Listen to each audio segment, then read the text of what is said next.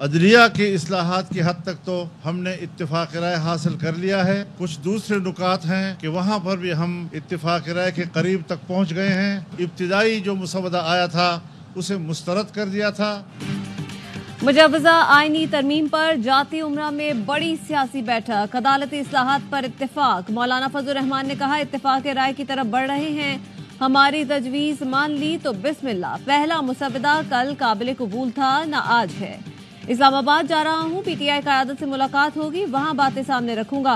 बिलावल भुट्टो ने कहा, तारीखी कामयाबी है, हम इत्तेफाक राय की तरफ बढ़ते जा रहे हैं। नायब वज़ीर आज़म इसहाक डार ने दावा किया, अदालती इस्लाहात पर हम 3 जमातों में इत्तेफाक राय हो चुका है।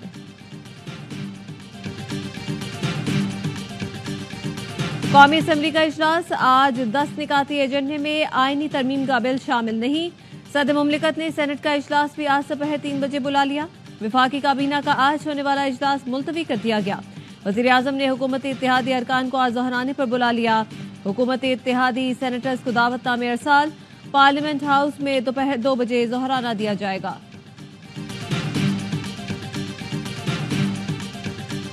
चीफ जस्टिस कौन रहेगा, कौन चीफ जस्टिस जाएगा, किस चीफ जस्टिस को लगना चाहिए, किस चीफ जस्टिस को हटना चाहिए, बेंच में से किसी एक को लगाते हैं। न मौलाना फजल रहमान साहब को कोई एतराज है, न जमीयत को कोई। लेकिन ये जरूरी नहीं है कि मोस्ट सीनियर जो सीनियर है, सेकंड नंबर वाला भी सीनियर है। सुप्रीम कोर्ट में पहुंचने वाला तमाम जज हमारी नजरों में सीनियर जज है। इत्तेफाक राय हो गया तो आईनी तरामीम पर आज वोटिंग में कोई हर्ज नहीं। सुप्रीम कोर्ट पहुंचने वाले तमाम जज हमारी नजर में सीनियर होते हैं। कौन चीफ जस्टिस होगा, कौन नहीं, हमें इस मामले पर कोई एतराज नहीं। जेयूआई रहनुमा राशिद सुमरो की 11th आवर में गुफ्तगू, कहा मुसवदा जेयूआई ने बनाया, पीपी ने उससे इत्तेफाक किया। आज वही मुसवदा लेकर नवाज शरीफ के पास गए। रहनुमा पीटीआई राउफ हसन ने कहा, हम समझते हैं कि मौलाना फजल रहमान ने पीपी को आईनी बेंच पर मना लिया है। जेयूआई के ड्राफ्ट में आईनी बेंच की तजवीज़ हमारी जानिब से दी गई। आज जेयूआई की क़यादत के साथ हमारी मुलाकात तय है। मौलाना से तमाम निकात पर बात होगी। दोस्ती में कमी और अच्छी हमसायगी कहीं नापैद है तो वजूहात और असबाब पर गौर करने की जरूरत है। भारतीय वज़ीर ख़ारजा की एससीओ समिट की सदारत पर पाकिस्तान को मुबारकबाद। कहा, कोरोना ने तरक्की पजीर मुल्कों में बहुत से लोगों को बुरी तरह तबाह कर दिया। एससीओ का चार्टर वाज़ेह था, दहशतगर्दी, अलहदगी पसंदी और इंतहा पसंदी का मुकाबला किया जाएगा। एससीओ को इन चैलेंजों का जवाब देना चाहिए। हमारी कोशिशें तभी आगे बढ़ेंगी जब चार्टर से हमारी वाबस्तगी मजबूत रहेगी। भारतीय वज़ीर ख़ारजा जयशंकर की वतन वापसी, मेहमान नवाजी पर वज़ीर आज़म शहबाज शरीफ और नायब वज़ीर आज़म इसहाक डार का शुक्रिया अदा किया।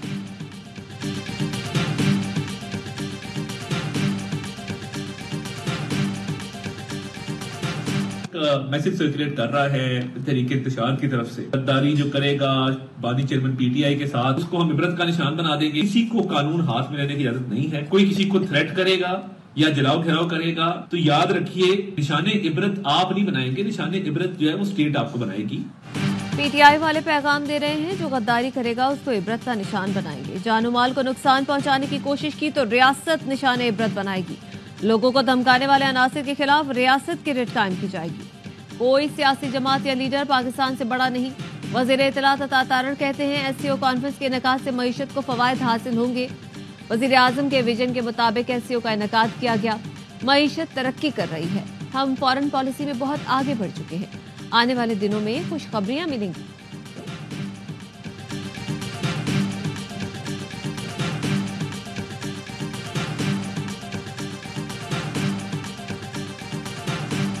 पूरी कहानी घड़ी गई है। वो बच्ची बिल्कुल पाक साफ है, उसके ऊपर ये गलत इल्ज़ामात लगे। वो बच्ची एक घटिया सियासत की विक्टिम है, बहुत ही घटिया और बहुत ही खतरनाक तरीन मंसूबा इन्होंने बनाया। झूठ फैलाकर तलबा को उकसाने वाला शख्स गिरफ्तार। वजीर आला पंजाब मरियम नवाज ने कहा, वादा किया था साजिश में मुलव्वस किसी शख्स को नहीं छोड़ूंगा। लाहौर में निजी कॉलेज की तालिबा से ज्यादती का प्रोपेगेंडा किया गया। मासूम लड़की और खानदान बुरी तरह मुतासिर हुआ। प्रेस कॉन्फ्रेंस में कहा, तहरीक इंसाफ ने एहतजाज और जलसों की नाकामी के बाद खतरनाक मंसूबा बनाया। ये झूठ भी बोला गया कि बच्ची दम तोड़ गई। इस हद तक गिर गए कि लाशों और बच्चों की आड़ में सियासत कर रहे हैं। गुजरात में जो बच्चा ट्रैफिक हादसे में जख्मी हुआ, उसको भी एहतजाज से जोड़ दिया। ये मुल्क दुश्मन और दहशतगर्द जमात है, इसके साथ वही सलूक होना चाहिए जो कालादम तंजीम के साथ होता है। जलाओ घेराओ और बरगलाने वालों को नहीं छोड़ूंगा।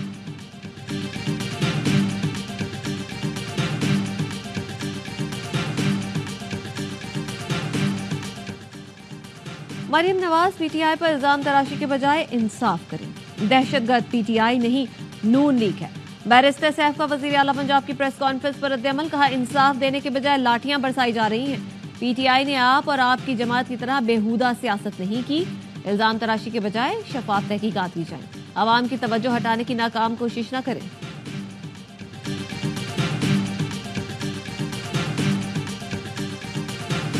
लाहौर में तालिबा से मुतालिक वायरल मनगढ़ंत वीडियो पर डिफेंस थाने में मुकदमा दर्ज। मुकदमे में कहा गया है कि तालिबा और उसके वालिदैन ने ज्यादती की तरदीद की। वालिदैन के मुताबिक उनकी बेटी 2 अक्टूबर को घर में गिरी, जिसके बायस गहरी चोट आई। डॉक्टर्स ने 15 दिन का बेड रेस्ट तजवीज किया। तालिबा चोट लगने के बाद कॉलेज समेत कहीं नहीं गई। बच्ची के इलाज का अस्पताल का रिकॉर्ड भी सामने आ गया, जिसके मुताबिक लड़की गर्दन में दर्द की शिकायत पर 8 रोज अस्पताल में दाखिल रही। मुबैना वाक़े के खिलाफ तलबा का एहतजाज। गुजरात में निजी कॉलेज पर धावा बोल दिया। हंगामा आराई के दौरान सिक्योरिटी गार्ड जहां बहक। लाहौर, फैसलाबाद, मियां चुन्नू, विहाड़ी और रावलाकोट में भी मुजाहिरे।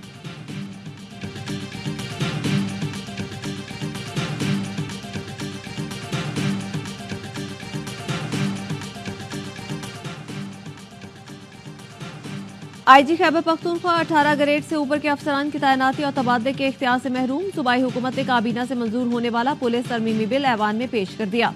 आईजी के तहफ्फुज़ात मुस्तरद। ग्रेड 18 से ऊपर के अफसरान की तैनाती तबादलों का इख्तियार वजीर आला के पास होगा। आईजी केपी अपनी मर्जी से डीपीओज की तैनाती नहीं कर सकेंगे।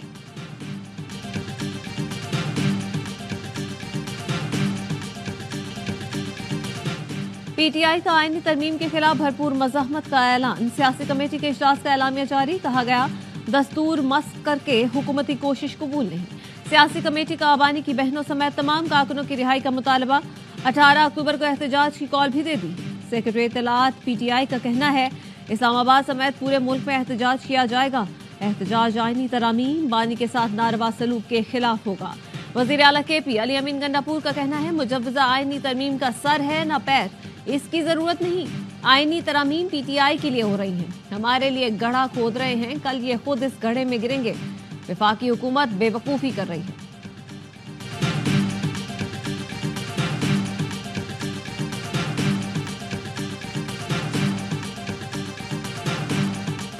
पाकिस्तान में खित्ते के बड़े मुल्कों का बड़ा इजलास।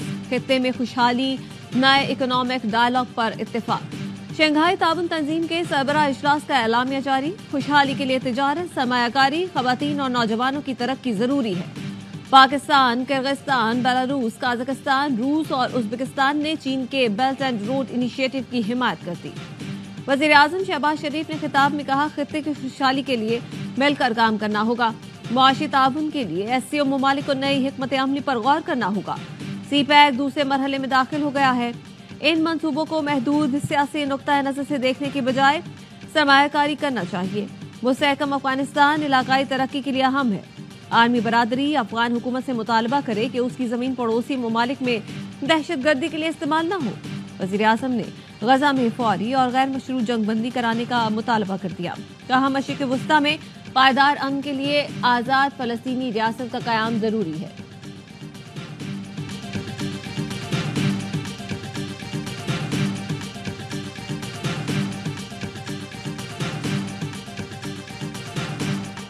पाकिस्तान की सिफारती महाज पर बड़ी कामयाबी। इस्लामाबाद में शंघाई ताउन तंजीम का कामयाब सरबराह इजलास।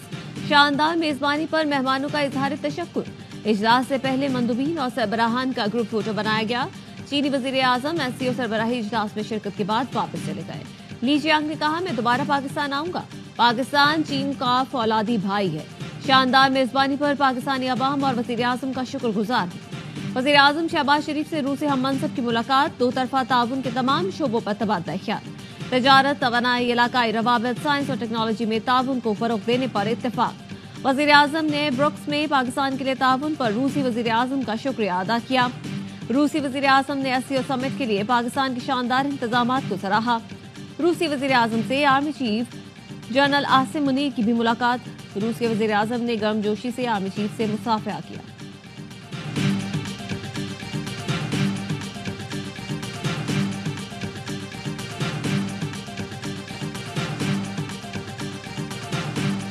several new areas of cooperation have been approved by the relevant forums of SCO. The joint communique of the Council of Heads of Government covering a wide array of cooperation in the fields of economy, trade.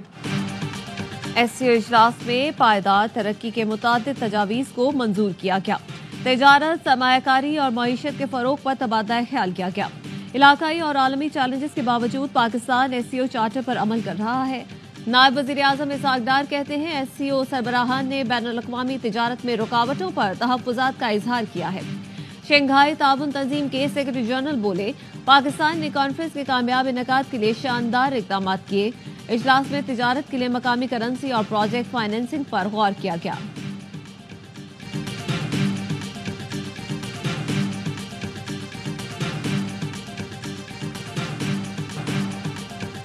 अमेरिकी सदारती उम्मीदवार कमला Harris ने 100 Republican रहनुमाओं की हिमायत हासिल करने का दावा कर दिया। उनका कहना है कि मुल्क भर से 100 रिपब्लिकन रहनुमाओं की हिमायत पर फख्र है। पेंसिल्वेनिया में खिताब करते हुए उन्होंने कहा कि इस वक्त मुल्क और जमहूरी रिवायात को पार्टी से मुकद्दम रखना चाहिए। ट्रंप और मेरे दरमियान वाज़ेह फर्क हल्फ की वफादारी का है। ट्रंप ने आइन की खिलाफ वर्जी की और वो दोबारा ऐसा करना चाहते हैं। ट्रंप सदर बने तो मुखालिफिन से इंतकाम लेंगे।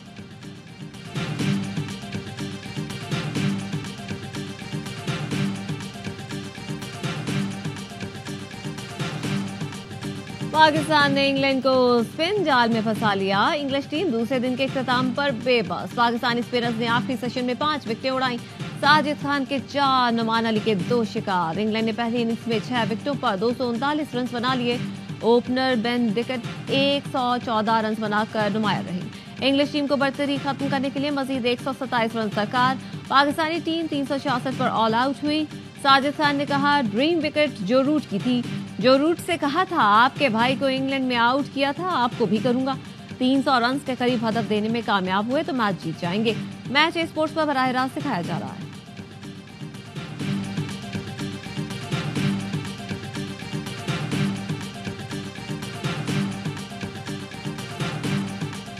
पाकिस्तान और भारत के बगैर चैंपियंस ट्रॉफी का सोच भी नहीं सकते। उम्मीद है पूरा इवेंट पाकिस्तान में होगा। इंग्लिश क्रिकेट बोर्ड के CEO रिचर्ड गोल्ड कहते हैं, दोनों मुल्कों के बगैर टीवी राइट्स पर असर पड़ेगा, जिसे तहफ़्फ़ुज़ देना है। अगर भारत पाकिस्तान नहीं आता तो दूसरे ऑप्शंस मौजूद हैं। जेशा अब ICC के सरबराह हैं, उन्हें रास्ता निकालना है। चेयरमैन ECB रिचर्ड थॉमसन ने कहा कि भारत का चैंपियंस ट्रॉफी में ना खेलना क्रिकेट के मफाद में नहीं होगा। अभी वक्त है, ऐसे फैसलों में वक्त लगता है।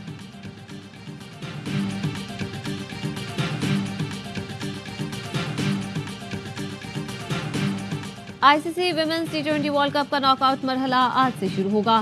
पहले सेमीफाइनल में दिफाई चैंपियन ऑस्ट्रेलिया और जनूबी अफ्रीका में जोड़ पड़ेगा। दूसरे सेमीफाइनल में वेस्टइंडीज और न्यूजीलैंड की टीमें जुमे को टकराएंगी। मेगा इवेंट के तमाम मैचेस स्पोर्ट्स पर बराह रास्त दिखाए जा रहे हैं।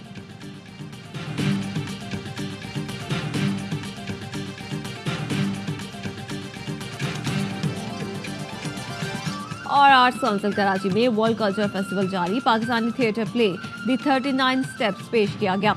दुनिया भर से आए फनकार अपनी सलाहियतों के जौहर दिखा रहे हैं।